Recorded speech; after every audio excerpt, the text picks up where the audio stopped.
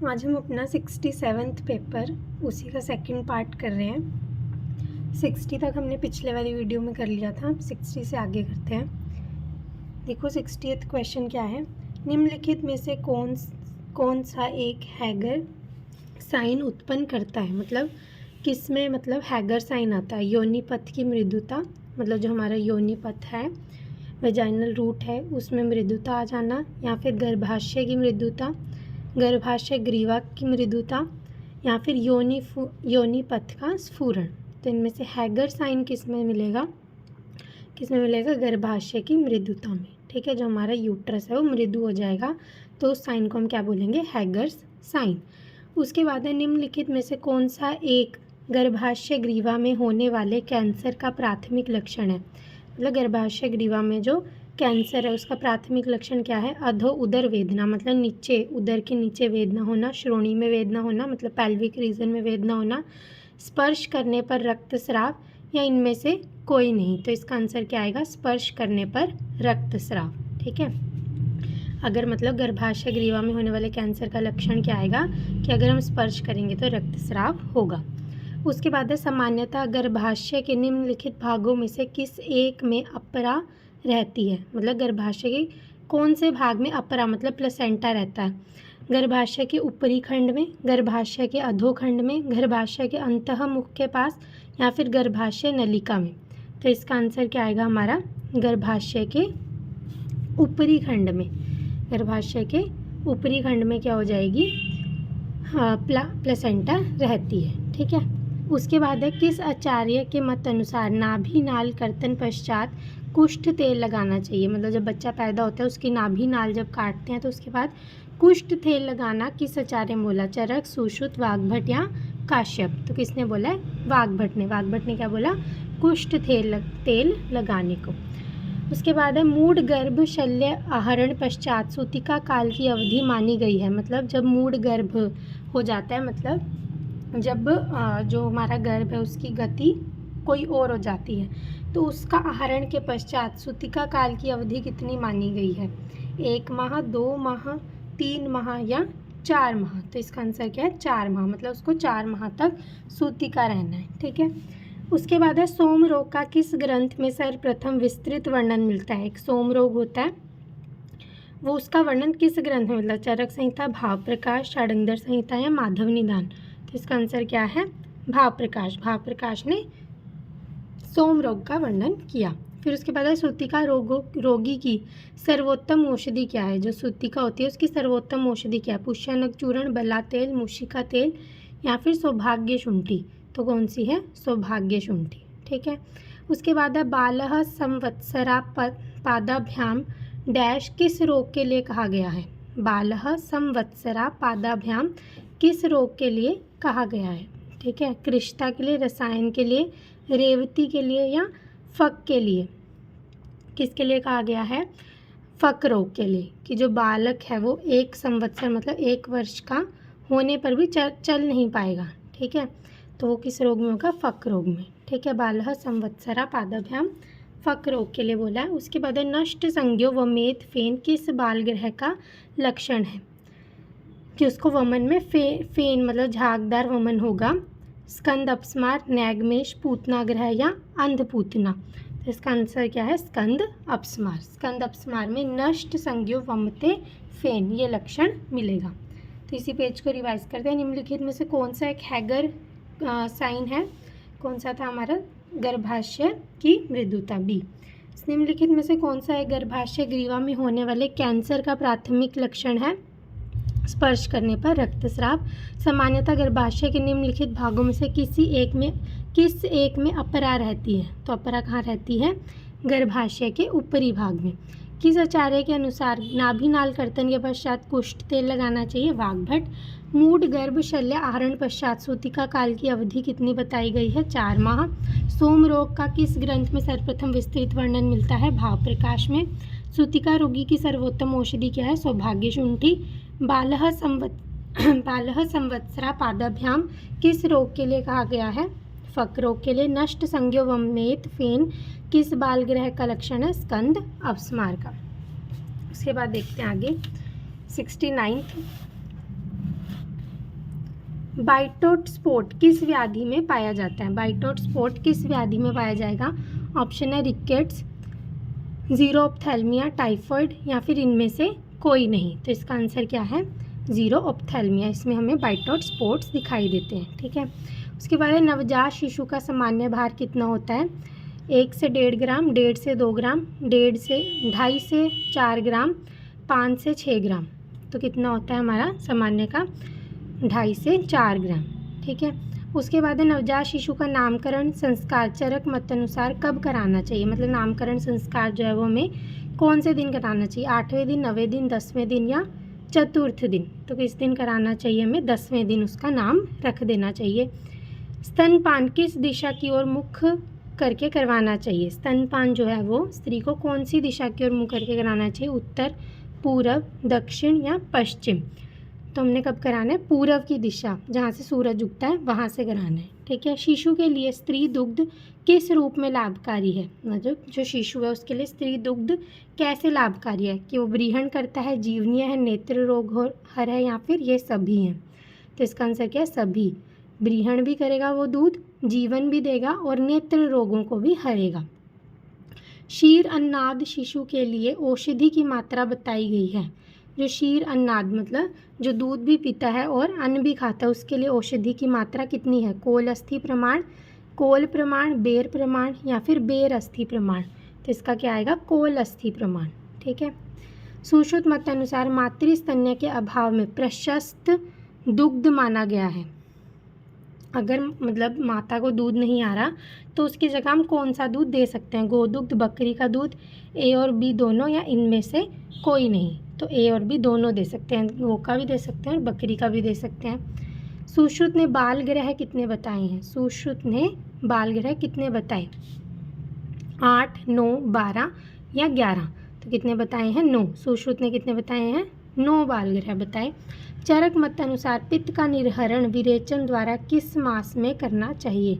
चरक के अनुसार पित्त का निर्हरण जो है वो विरेचन के द्वारा किस मास में करना चाहिए? श्रावण मास में, चैत्र मास में, आषाढ़ मास में या मार्गशीर्ष मास में? तो किस में करना चाहिए? मार्गशीर्ष मास में। यही पेज हम रिवाइज करते हैं। बाइटोट स्पॉट किस व्याधि में पाया जाता है? ज़ीरोऑप्थेल्मिया। नवजात शिशु का सामान्य भार कितना होता है? 2.5 से 4 किलोग्राम।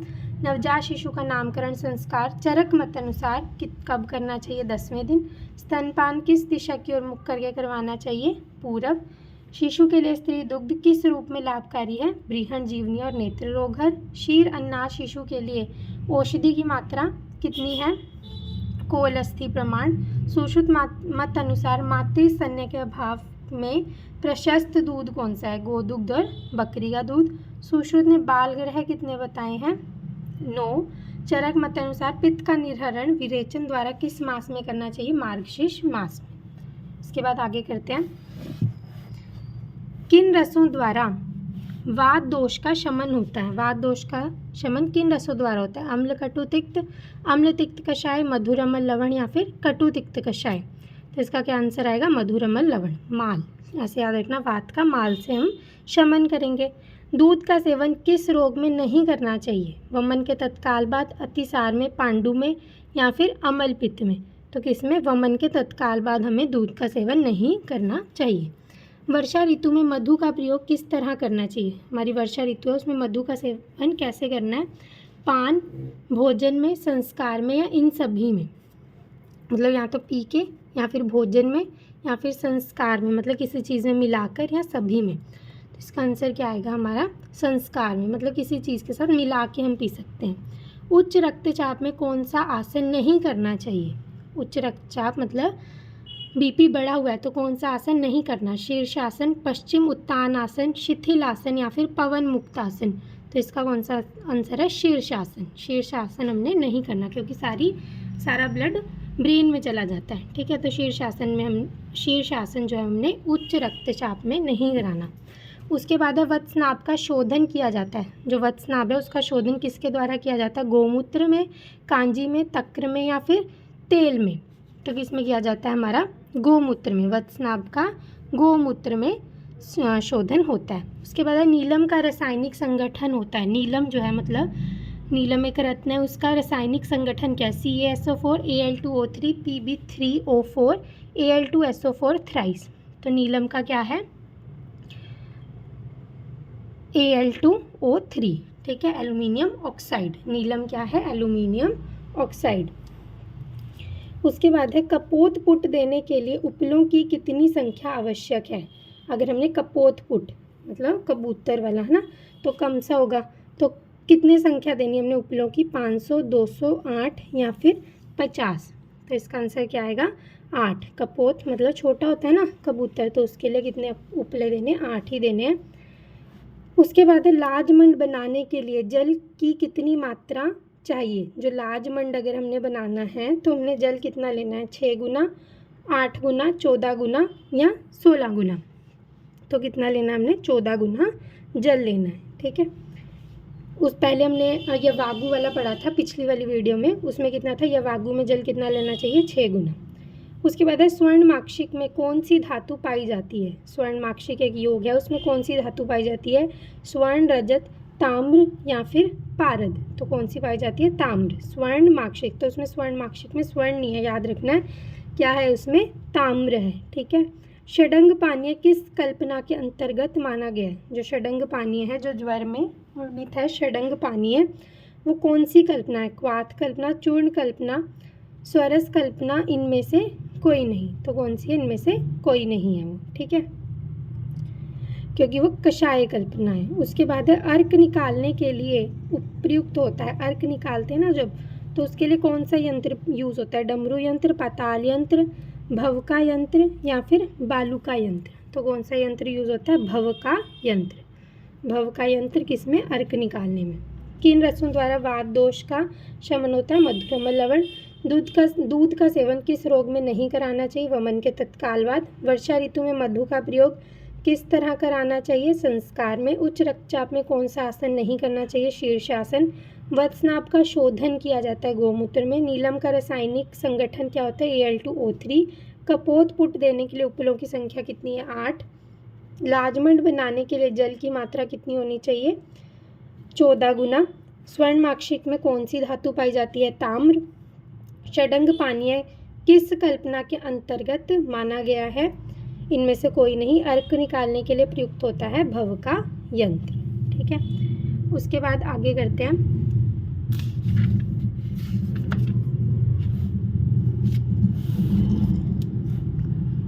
सूत शेखर रस में भावना द्रव्य क्या है?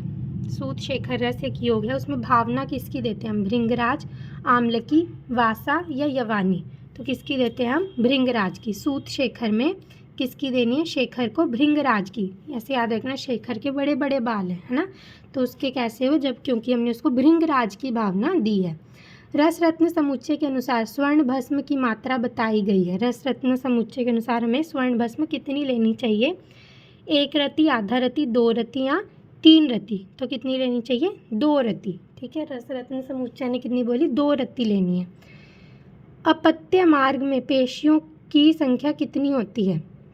अपत्य मार्ग में पेशियों की संख्या 6, 4, 2 या 8। तो कितनी होती है? 4 पेशियाँ होती हैं, 4 मसल्स होती हैं अपत्य मार्ग में। कोष्ठ एवं ग्रीवा में सिराओं की कितनी संख्या क्रमशः बताई गई है? कोष्ठ में मतलब पेट में, ग्रीवा में सिराएं कितनी होती हैं? 135, 165, 136, 164, 164, 136, 165, 135। तो कितनी होती हैं? 136 और 164, ठीक है। 136, 136 और 164, ठीक है। कोष्ठ में 136 और ग्रीवा में 164 सिराएं होती हैं। स्वभावो परमवाद सिद्धांत किसका है? न्याय दर्शन का, विशेषिक दर्शन का, बौद्ध दर्शन का, जैन दर्शन का। तो किसका है वो? बौद्ध दर्शन का है स्वभावो परमवाद, ठीक है। चरक के अनुसार एक वैद्य को दूसरे वैद्य से कितने प्रश्न करने चाहिए? एक वैद्य को दूसरे वैद्य से कितने प्रश्न करने चाहिए? 5, 6, 7 या 8। तो कितने करने चाहिए? 8 प्रश्न। पल्लवग्राही वैद्य कौन होता है? पल्लवग्राही वैद्य कौन सा होता है? प्राण अभिसर, शास्त्र ज्ञाता, रोग अभिसर या फिर वेदज्ञ। कौन सा होता है? रोग अभिसर, ठीक है। पल्लवग्राही वैद्य कौन सा है? रोग अभिसर। उपशय के कितने भेद बताए गए हैं? उपशय के कितने भेद हैं? 15, 16, 17 या 18। तो कितने होते हैं? 18 भेद होते हैं उपशय के। ठीक है। आहार का परम धाम है। आहार का परम धाम क्या है? रक्त, मांस, शुक्र या पुरीश। मतलब आहार कहाँ जाता है? रक्त में, मांस में, शुक्र में या पुरीश में? तो किस में जाता है? शुक्र में। ठीक है। मतलब आहार से लास्ट परम धाम, उसका सबसे लास्ट क्या बनता है? क्या बनेगा? शुक्र, क्योंकि वो लास्ट धातु है। उसके बाद है लोमहर्ष है। कुष्ठ का रूप, मतलब जो रोंगटे खड़े हो जाना। कुष्ठ का निदान, कुष्ठ का पूर्व रूप या फिर कुष्ठ का उपद्रव। तो क्या है? कुष्ठ का पूर्व रूप है लोमहर्ष। उसके बाद है वयस्क में प्रोस्टेट ग्लैंड का सामान्य प्रमाण कितना होता है? 8 ग्राम, 20 ग्राम, 35 ग्राम या 50 ग्राम। तो कितना होता है? 8 ग्राम होता है। ठीक है। सूत शेखर रस में भावना द्रव्य क्या था? भृंगराज। रस रत्न समुच्चय के अनुसार स्वर्ण भस्म की मात्रा कितनी होती है? 2 रत्न। मार्ग में पेशियों की संख्या कितनी होती है? 6। कोष्ठ और ग्रीवा में सिराओं की संख्या कितनी होती थी? 136 और 164। स्वभाव परमवाद सिद्धांत किसका है? बौद्ध दर्शन का। चरक के अनुसार एक वैद्य को दूसरे वैद्य से कितने प्रश्न पूछने चाहिए? 8। पल्लवग्राही वैद्य कौन सा होता है? रोग अभिसर। उपशय के कितने भेद होते हैं? 18। आहार का परम धाम क्या है? शुक्र। लोमहर्ष क्या है? कुष्ठ का पूर्व रूप। वयस्क से में प्रोस्टेट ग्लैंड का सामान्य प्रमाण कितना होता है? 8 ग्राम। ठीक है। उसके बाद आगे चरक मत अनुसार रक्त का प्रमाण कितना होता है? चरक ने रक्त का प्रमाण कितना बोला? 6 अंजलि, 10 अंजलि, 8 अंजलि या 5 अंजलि। तो कितना बोला उन्होंने? 8 अंजलि। ठीक है। ऐसी प्रोस्टेट ग्लैंड का भी 8 ही ग्राम था, है ना। उसके बाद है रेनिन और एंजियोटेंसिन 2 नामक रसायनों का निर्माण शरीर के किस अंग से होता है? रेनिन और एंजियोटेंसिन 2 का यकृत, वृक्क, हृदय या थायराइड। तो किससे होता है? हमारा वृक्क, मतलब किडनी से। सुश्रुत मत अनुसार स्नायु की संख्या कितनी होती है? 900, 700, 500 या 200। स्नायु टोटल कितने होते हैं हमारे? 900 होते हैं। ठीक है। कुमकुम का प्रयोज्यांग क्या होता है? कुमकुम का प्रयोज्यांग क्या है? कुक्षी, पत्र, कांड या मूल। तो उसका क्या होता है? हमारा कुक्षी। ठीक है। भाव प्रकाश के अनुसार प्रशस्त हरितकी का मान होना चाहिए। भाव प्रकाश के अनुसार जो प्रशस्त हरितकी है उसका मान कितना होना चाहिए? पल आर्ध, मतलब आधा पल, 2 कर्ष, 1 तोला या फिर 2 तोला। तो कितना होना चाहिए हमारा? 2 कर्ष। प्रशस्त हरितकी कितने मान के होने चाहिए? 2 कर्ष। ठीक है। ऐसे याद रखना कि भाव प्रकाश ने क्या बोला? हरितकी के 2 कर्ष लगा लो। ठीक है। जीवक और ऋषिभक के प्रतिनिधि द्रव्य के रूप में प्रयोग होता है। मतलब जीवक और ऋषिभक ना मिले तो हम इन्हें यूज़ कर सकते हैं। मेदा, महामेदा, वराही कंद या फिर विदारी कंद। 105 में क्या आएगा? विदारी कंद हम यूज़ कर सकते हैं। ठीक है। नागबला कल्प का सेवन कितने समय तक करना चाहिए? जो नागबला कल्प है रसायन वाले चैप्टर में, उसका सेवन हमने कितने टाइम तक कराना है? 1 वर्ष, आधा वर्ष, 1 मास या फिर 1 सप्ताह। तो कितने देर तक कराना है? 1 वर्ष तक। उसके बाद है कंद का संग्रह किस ऋतु में करते हैं? वर्षा, वसंत, हेमंत और शरद। जो हमारी कंद होती है, ठीक है, जैसे आलू हो गया, वो सारी क्या है? कंदे हैं। तो उसका हमने कब यूज़ करना है? वर्षा में, वसंत में, हेमंत में या शरद में। तो कब करना है हमने? शरद ऋतु में। ठीक है। जब ठंड आ जाएगी तो हमने कंदे यूज़ करनी है। उसके बाद है काकोली का प्रयोज्यांग क्या है? पुष्प, फल, सार या कंद। तो उसका क्या है? कंद है। ठीक है। काकोली का प्रयोज्यांग क्या है? कंद। हमने पहले किसका पढ़ा? कुमकुम का। उसका क्या था? कुक्षी। फिर है कलियुग आल्य किस औषधि का पर्याय नाम है? कलियुग आल्य, कलियुग आल्य मतलब कलयुग की, वो मतलब कलयुग में होती है वो। आम्ल की, हरित की, विभीत की या फिर काक उदुम्बर। तो क्या है उसका? विभीत की। ठीक है। विभीत की क्या है? कलयुग आल्य। ठीक है। विभीत की है, वी से याद रखना, वी कलयुग। ठीक है। गोक्षुर का वैज्ञानिक नाम क्या है? ट्राइबुलस टेरिस्ट्रिस, टर्मिनेलिया बेलेरिया, सिस्पेलियस पैरेरिया या फिर फाइकस रेलिगोसा। तो गोक्षुर का क्या है? ट्राइबुलस टेरिस्ट्रिस। ठीक है। रिवाइज करते हैं। चरक मत अनुसार रक्त का प्रमाण कितना होना चाहिए? 8 अंजलि। रेनिन और एंजियोटेंसिन नामक रसायन का निर्माण शरीर के किस अंग से होता है? वृक्क मतलब किडनी। सुश्रुत मत अनुसार स्नायु की संख्या कितनी थी? 900। कुमकुम का प्रयोज्यांक क्या होता है? कुक्षी। भाव प्रकाश के मत अनुसार प्रशस्त हरितकी का मान कितना होना चाहिए? 2 कर्ष। जीवक और ऋषिभक के प्रतिनिधि द्रव्य के रूप में प्रयोग होता है विदारीकंद। नागबला कल्प का सेवन कितने समय तक करना चाहिए? 1 वर्ष तक। कंद का संग्रह किस ऋतु में करते हैं? शरद ऋतु में। काकोली का प्रयोज्यांक क्या है? कंद। कलियुगाल्य किसको बोला? विभीति को। और गोक्षुर का वैज्ञानिक नाम क्या है? ट्राइबुलस टेरिस्ट्रिस। ठीक है, आगे देखते हैं। संशमन द्रव्य कौन सा इनमें से जो संशमन कराएगा? सौंफ, गुड़ूची, नागकेसर या फिर हरितकी। तो क्या है? गुड़ूची। गुड़ूची क्या है? संशमन कराती है। लवण भास्कर चूर्ण में कितने लवण होते हैं? लवण भास्कर चूर्ण एक योग है, उसमें कितने लवण होते हैं? 4, 2, 3 या 5। तो कितने होते हैं? 4 लवण होते हैं। ऐसी एक अष्टांग लवण भी हमने पढ़ा था, उसमें कितने लवण होते हैं? उसमें 1 ही लवण होते हैं। लवण भास्कर में 4 होते हैं। अष्टांग लवण जो चरक ने बताया योग, उसमें सिर्फ 1 ही लवण होता है। उसके बाद है कवर्कस इन्फेक्टोरिया किस वनस्पति का वैज्ञानिक नाम है? माजू फल, काजू फल, पूगी फल या फिर बिल्व फल। तो किसका है? माजू फल का। ठीक है, क्या है उसका? क्वेक्रस इन्फेक्टोरिया। ठीक है, माजू फल का। चरक संहिता पर जल कल्प तरु टीका किसने लिखी? कविराज द्वारकानाथ सेन, कविराज योगेंद्रनाथ सेन, कविराज गंगाधर राय या फिर कविराज धर्मदत्त। तो किन्होंने लिखी? कविराज गंगाधर राय। ऐसे याद रखना, गंगा जल। ठीक है, गंगा जल। तो किसने याद लिखी है? कविराज गंगाधर राय। अग्नितुंडी वटी का मुख्य घटक क्या है? वत्सना, भल्लातक, कुचला या फिर आम्लकी। तो क्या आएगा इसका? कुचला। अग्नितुंडी वटी का क्या है?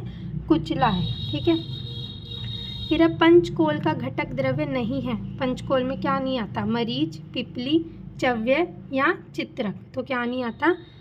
मरीच नहीं आती है ना। पंचकोल में पिपली, पिपली मूल, चव्य, चित्रक और शुंठी आता है ना, मरीच नहीं आता। उसके बाद है कटफल का प्रयोज्यांक क्या है? कटफल का प्रयोज्यांक क्या है? फल, कांडत्वक, पुष्प या फिर मूलत्वक। तो इसका आंसर क्या आएगा? कांडत्वक। हिंगवाष्टक चूर्ण में हींग की मात्रा कितनी होती है? हिंगवाष्टक चूर्ण जो होता है उसमें हींग कितनी लेनी है? 8 भाग, 4 भाग, 2 भाग या फिर 1 भाग। तो कितनी लेनी है हमने? 1 ही भाग लेनी है हिंगवाष्टक चूर्ण में हींग। अविपत्तिकर चूर्ण का मुख्य घटक कौन सा है? अविपत्तिकर चूर्ण का मुख्य घटक क्या है? हरड़, आंवला, त्रिवृत या फिर जयपाल। तो इसका आंसर क्या आएगा? त्रिवृत। ठीक है, अविपत्ति। विपत्ति 3 लोगों से विपत्ति नहीं होगी हमें। ठीक है, 3 लोग आ जाएंगे तो हमें कोई विपत्ति नहीं होगी, तो त्रिवृत। अवलेह की निष्प्रभावी अवधि मतलब एक्सपायरी टाइम क्या होता है? अवलेह वो च्यवनप्राश वाली कल्पना जो होती है उसका एक्सपायरी टाइम क्या है? 6 माह, 1 वर्ष, 4 माह या फिर 4 वर्ष। तो कितनी? 1 वर्ष। ठीक है, तो मतलब च्यवनप्राश 1 वर्ष में ख़त्म कर देना चाहिए। ठीक है, रिवाइज करते हैं। संशमन द्रव्य कौन सा था? गुड़ूची। लवण भास्कर चूर्ण में कितने लवण होते हैं? 4। क्वेरकस इन्फेक्टोरिया किसका है? माजू फल का। चरक संहिता पर जल कल्प तरु टीका किसने लिखी? कविराज गंगाधर राय ने। अग्नितुंडी वटी का मुख्य घटक क्या है? कुचला। पंचकोल का घटक द्रव्य नहीं है? मरीच। कटफल का प्रयोज्यांक क्या है? कांड और त्वक। हिंगवाष्टक चूर्ण में हींग की कितनी मात्रा होती है? 1 भाग। अविपत्तिकर चूर्ण का मुख्य घटक कौन सा है? त्रिवृत। अवलेह की निष्प्रभावी मतलब एक्सपायरी टाइम क्या होता है उसका? 1 वर्ष। ठीक है, थैंक यू।